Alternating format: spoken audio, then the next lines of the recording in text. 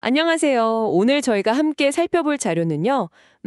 이정엽님의 2021년 연구 신속한 면책 결정을 위한 생각해볼 문제들입니다. 이게 개인 파산 절차에서 면책 결정이 왜 좀 늦어지는지, 그리고 이걸 어떻게 더 빨리 처리할 수 있을지, 뭐 그런 내용인데요. 여러분께서 이 복잡해 보이는 파산 절차의 핵심, 그걸 좀 빠르게 파악하실 수 있도록 저희가 도와드리겠습니다. 자, 그럼 한번 자세히 들여다볼까요? 네, 안녕하세요. 이 주제가 사실 단순히 그냥 법률적인 문제를 넘어서요. 그 채무 때문에 어려움을 겪는 분들이 정말 새 출발을 하실 수 있도록 돕는 굉장히 중요한 과정입니다. 근데 또 동시에 채권자의 권리도 보호해야 하는 그런 균형점이 필요한 문제죠. 이 자료 통해서 현행 제도의 어려움들, 그리고 또 개선 방안은 뭐가 있을지 한번 균형 있게 살펴보겠습니다. 네, 그 자료를 보면요. 면책 절차가 지연되는 주된 이유들이 몇 가지 다 보이는데요. 첫째가 파산 절차가 완전히 끝나기 전에는 면책 결정을 잘 안 한다는 점이에요.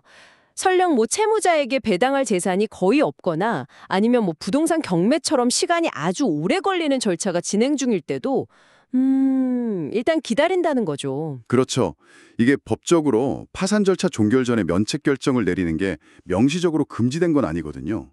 그런데 실무상으로는 잘 이루어지지 않고 있어요. 그러니까 면책 불허가 사유가 딱히 없다고 판단된더라도 재산 환가나 배당 절차 이런 게 다 마무리될 때까지 기다리게 되는 거죠. 이게 결국 채무자의 신속한 사회 복귀를 좀 어렵게 만들 수 있다는 겁니다. 그렇군요. 또 다른 큰 문제로는 그 채권자들한테 서류 보내는 거, 송달 과정이 꼽히네요. 특히 채권자가 많거나 뭐 주소나 연락처가 좀 불분명할 때 시간이 엄청 걸린다고 해요. 2018년 설문조사 결과 보니까 채무자들이 가장 힘들어하는 것 중 하나가 이 필요한 서류를 직접 발급받는 것, 이게 65.7%였고요. 또 법원의 안내 서류를 이해하기가 어렵다, 이것도 65%나 됐어요. 비용 문제도 있네요. 파산 신청 비용으로 100만 원에서 150만 원 사이, 이게 가장 많았다고 합니다. 46% 정도요. 네, 여기서 좀 흥미로운 점은요. 채무자들이 겪는 이런 현실적인 어려움들이 절차 지연이랑 또 무관하지 않다는 거예요. 서류 준비 어렵죠. 비용 부담되죠. 또 절차 이해하기 어렵죠. 이런 것들이 다 신속한 진행을 가로막는 요인이 될 수 있거든요. 그리고 또 그 채권자 송달 문제 해결을 위해서 전자문서를 활용하자는 제안이 나옵니다. 예를 들면 뭐 신용정보회사를 통해서 이메일이나 휴대폰 문자 메시지, SNS 같은 걸로 안내하는 방식인데요. 이게 송달 지연을 줄일 수 있는 상당한 잠재력이 있다고 봐요. 뭐 연구에 따르면 송달료도 한 70%까지 절감할 수 있다고 하고요. 여기 정말 흥미로운 지점인데요.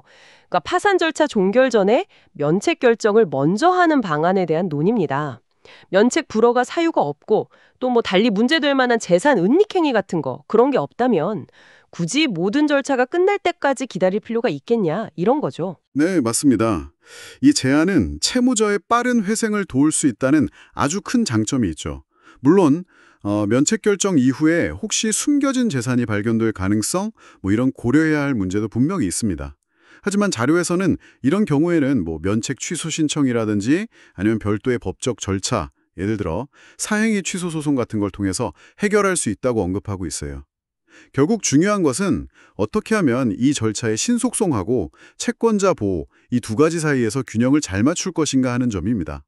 전자송달 역시 좋은 대안이지만 뭐 개인정보 보호라던가 모든 채권자에게 확실히 전달될 수 있는지 이런 기술적인 부분도 고려가 필요하고요.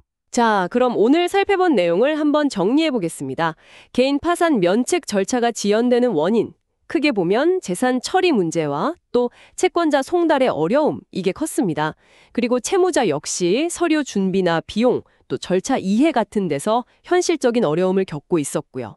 그래서 해결 방안으로 파산 절차 종결 전에 면책을 먼저 결정하는 방안이나 아니면 전자문서를 통해서 송달을 개선하는 방안, 이런 것들이 제시되었습니다. 결국 이 모든 것은 무엇을 의미할까요? 제 생각에는 채무자의 신속한 새 출발을 돕는 동시에 또 절차의 공정성을 확보하려는 그런 노력이라고 볼 수 있겠네요. 네, 좀 더 큰 그림에서 본다면요. 이 파산 면책 절차의 효율화라는 게 단순히 법률 절차 개선을 넘어서는 의미가 있습니다. 개인의 경제적 재기를 돕고 나아가서 사회 전체의 부담을 줄이는 데 기여할 수 있거든요.